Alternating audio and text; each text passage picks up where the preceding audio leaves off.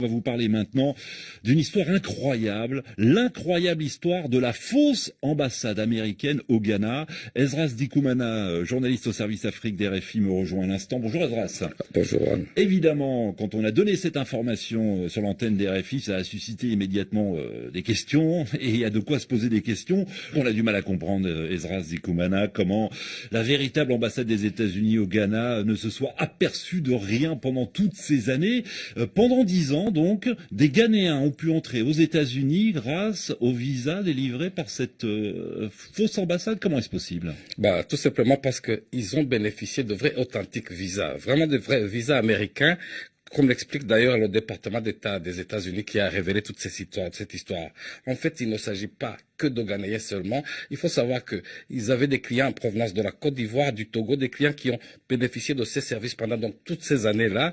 Et preuve que les concepteurs de cette escroquerie étaient vraiment bien organisés. Ils avaient mis ensemble un système d'accueil avec chambre d'hôtel et voiture à disposition de ces clients qui provenaient des pays voisins. Autre précision, cette fausse ambassade américaine ne faisait pas que dans les passeports uniquement. Ils ont délivré également des documents dont on peut avoir besoin pour vivre aux États-Unis, permis de conduire, des diplômes d'université américaine, tout ce qu'il y a d'authentique, et tout ça bien sûr contre de l'argent, 6 000 dollars américains, c'est-à-dire 5 600 € la pièce. Alors la question que tout le monde se pose, c'est sait-on exactement combien de personnes ont pu entrer aux États-Unis grâce à ces visas délivrés par la fausse ambassade américaine? Jusqu'ici, personne ne le sait parce que tout simplement, le département d'État qui a révélé toute cette histoire n'a pas donné de chiffres. Mais vous pouvez vous faire une petite idée de ces chiffres si je vous dis que cette fausse ambassade a ouvert ses portes 3 fois par semaine, c'est-à-dire le lundi, le mercredi et le vendredi, 3 fois par semaine, pendant plus de 10 ans, avec son personnel composé de Turcs et de Ghanéens qui appartiennent au milieu du crime. Et donc, oui, parce que ce qu'il faut dire, tout ça a été géré, cette fausse ambassade a été gérée par le réseau criminel, par une mafia de Turcs et de Ghanéens, avec des avocats qui étaient d'ailleurs spécialisés sur les questions d'immigration pour pouvoir délivrer des visas. Oui. Ah oui, et pas seulement que ça, parce que le département de l'État annonce également qu'ils ont bénéficié de complicité au sein de fonctionnaires américains, de l'immigration américaine. Donc c'est ce qui peut expliquer pourquoi leurs clients avaient de vrais visas qui leur ont permis de voyager aux États-Unis sans aucun problème. Alors comment cette ambassade a-t-elle pu fonctionner au nez et à la barbe des autorités américaines pendant 10 ans? D'autant que cette fausse ambassade avait pignon sur rue. Il y avait même le drapeau américain sur la façade des Esdras. Oui, c'est vraiment ça qui est le plus étonnant. C'est, comme vous le dites, c'est inimaginable, incroyable. On peut multiplier les qualificatifs sans comprendre, parce que je pense que même les Américains n'ont pas encore compris jusqu'ici. Sachez, comme vous le dites, qu'il y a une belle et immense ambassade américaine, bien officielle, celle-là, qui se trouve dans un des quartiers les plus chics d'Accra.